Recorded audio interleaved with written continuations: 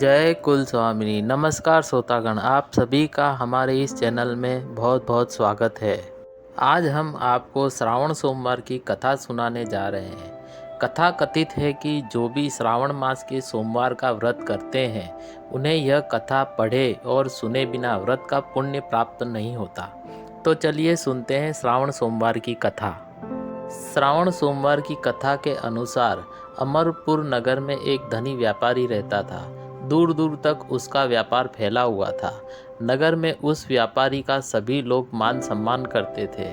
इतना सब कुछ होने पर भी वह व्यापारी अंतर मन से बहुत ही दुखी था, क्योंकि व्यापारी का कोई पुत्र नहीं था। दिन रात उसे एक ही चिंता सताती रहती थी, उसकी मृत्यु के बाद उसके इतने बड़े व्यापार और धन संपत्तियां कौन संभालेगा। पुत्र पाने की इच्छा से वह व्यापारी प्रति सोमवार भगवान शिव की व्रत पूजा किया करता था। सायंकाल को व्यापारी शिव मंदिर में जाकर भगवान शिव के सामने घी का दीपक जलाया करता था।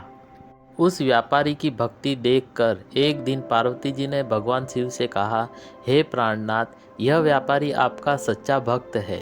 कितने दिनों से यह सोमवार का व्रत और पूजा नियमित कर रहा है। भगवान आप इस व्यापारी की मनोकामना अवश्य पूर्ण करें। भगवान शिव ने मुस्कुराते हुए कहा, हे पार्वती, इस संसार में सबको उसके कर्म के अनुसार फल प्राप्ति होती है। प्राणी जैसा कर्म करते हैं उन्हें वैसा ही फल प्राप्त होता है। इसके बावजूद पार्वती जी नहीं मानी। उन्होंने आग्रह करते हुए कहा, नहीं प्राणनाथ, आपको इस व्यापारी की इच्छा पूरी करनी ही पड़ेगी। यह आपका अनन्य भक्त है। प्रति सोमवार आपका विधिवत व्रत रखता है और पूजा अर्चना के बाद आपको भोग लगाकर एक समय भोजन ग्रहण करता है। आपको इसे पुत्र प्राप्ति का वरदान देना ही होगा। पार्वती जी का इतना आग्रह देखकर भगवान शिव ने कहा, तुम्हारे आग्रह में इस व्यापारी को पुत्र प्राप्ति का वरदान देता हूँ, लेकिन इसका पुत्र 16 वर्ष से अधिक जीवित नहीं रहेगा। उसी रात भगवान शिव ने स्वप्न में उस व्यापारी को दर्शन देकर उसे पुत्र प्राप्ति का वरदान दिया और उसके पुत्र के 16 वर्ष तक जीवित रहने की बात बताई। भगवान के वरदान से व्यापारी तो खुश हो गया, लेकिन पुत्र की अल्पायु की चिंता ने उसी खुशी को नष्ट कर दिया। व्यापारी पहले की तरह ही हर सोमवार का विधिवत व्रत करता रहा। कुछ महीने पश्चात उसके घर अति सुंदर पुत्र उत्पन्न हुआ। पुत्र जन्म से व्यापारी के घर में खुशियां भर गई। बहुत धूमधाम से पुत्र जन्म का समारोह मनाया गया। व्यापारी को पुत्र जन्म की अधिक खुशी नहीं हुई, क्योंकि उसे पुत्र की अल्प आयु के रहस्य का पता था। यह रहस्य घर में किसी को नहीं मालूम था। विद्वान ब्राह्मणों ने उस पुत्र का नाम अमर रखा। जब अमर 12 वर्ष का हुआ तो शिक्षा के लिए उसे वाराणसी भेजने का निश्चय हुआ। व्यापारी ने अमर के मामा दीपचंद को बुलाया और कहा कि अमर को शिक्षा प्राप्ति करने के लिए वाराणसी छोड़ आओ। अमर अपने मामा के साथ शिक्षा प्राप्ति करने के लिए चल दिया। रास्ते में जहाँ भी अमर और दीपचंद रात्रि विश्राम के लिए ठहरते, वहीं यज्ञ करते और ब्राह्मणों को भोजन कराते। लंबी यात्रा के बाद अमर और दीपचंद एक नगर में पहुंचे। उस नगर के राजा की कन्या के विवाह की खुशी में पूरे नगर को सजाया गया था। निश्चित समय पर बारात आ गई, लेकिन वर का पिता अपने बेटे के एक आंख के काने होने के कारण बहुत चिंतित था। उसे इस बात का भय सता रहा था कि राजा को इस बात का पता चलने पर कहीं वह विवाह से इनकार न कर दे, इससे उसकी बदनामी होगी। वर के पिता ने अमर को देखा तो उसके मस्तिष्क में एक विचार आया। उसने सोचा, क्यों न इस लड़के को दूल्हा बनाकर राजकुमारी से विवाह करा दूं। विवाह के बाद इसको धन देकर विदा कर दूंगा और राजकुमारी को अपने घर नगर ले आऊंगा। वर के पिता ने इसी संबंध में अमर और दीपचंद से बात की। दीपचंद ने धन मिलने के लालच में वर के पिता की बात स्वीकार कर ली। अमर को दूल्हे के वस्त्र पहनाकर राजकुमारी चंद्रिका से विवाह करा दिया गया। राजा ने बहुत सा धन देकर राजकुमारी को विदा किया।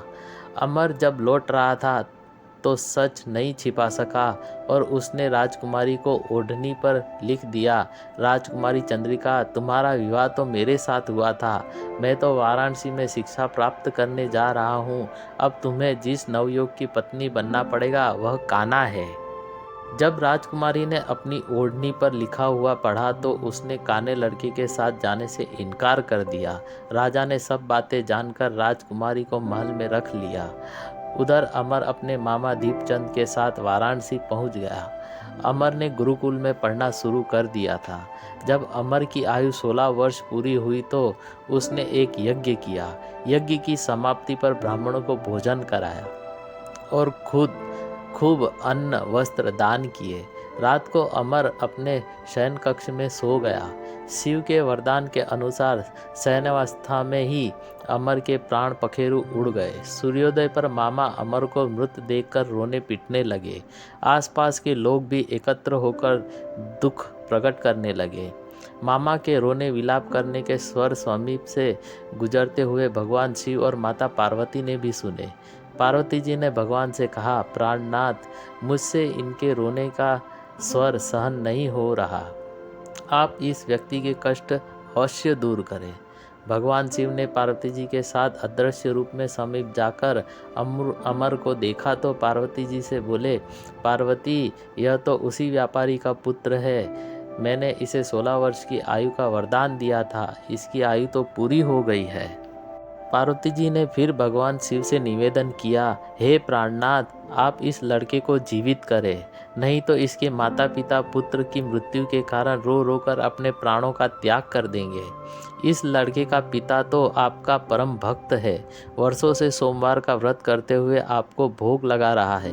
पार्वती जी के आग्रह करने पर भगवान शिव ने उस लड़के को जीवित होने का वरदान दिया और कुछ ही पल में वह जीवित होकर उठ बैठा।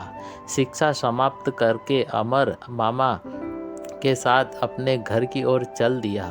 दोनों चलते हुए उसी नगर में पहुंचे जहां अमर का विवाह हुआ था। उस नगर में भी अमर ने यज्ञ और आयोजन किया।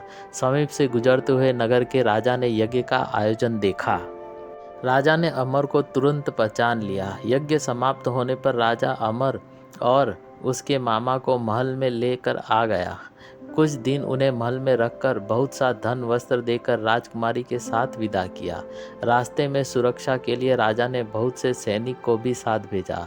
दीपचंद ने नगर में पहुंचते ही एक दूत को घर भेजकर अपने आगमन की सूचना भेजी। अपने बेटे अमर के जीवित वापस लौटने की सूचना से व्यापारी बहुत प्रसन्न हुआ। व्यापारी ने अपनी पत्नी के साथ स्वयं को एक कमरे में बंद कर रखा था। भूखे प्यासे रहकर व्यापारी और उसकी पत्नी बेटे की प्रतीक्षा कर रहे थे। उन्होंने प्रतिज्ञा कर रखी थी कि यदि उन्हें अपने बेटे की मृत्यु का समाचार मिला तो दोनों अपने प्राण त्याग देंगे। व्यापारी अपनी पत्नी और मित्रों के साथ नगर के द्वार पहुंचा। अपने बेटे के विवाह का समाचार सुनकर पुत्रवधू राजकुमारी चंद्रिका को देखकर उसकी खुशी का ठिकाना न रहा। उसी रात भगवान शिव ने व्यापारी के सपने में आकर कहा, हे श्रेष्ठी, मैंने तेरे सोमवार के व्रत करने और व्रत कथा सुनने से प्रसन्न होकर तेरे पुत्र को लंबी आयु प्रदान की है। व्यापारी बहुत प्रसन्न हुआ। सोमवार का व्रत करने से व्यापारी के घर में खुशियां लौट आई। शास्त्रों में लिखा है कि जो स्त्री पुरुष सोमवार का विधिव्रत व्रत करते और व्रत कथा सुनते हैं उनकी सभी मनोकामना पूर्ण होती है। जय भोलेनाथ। कमेंट में जय श्री राम जरूर लिखें। अगर आपको हमारी ये कथा अच्छी लगी हो, सुनना अच्छा लगा हो तो प्लीज़ लाइक करें, शेयर करें और सब्सक्राइब ज़रूर करें। धन्यवाद।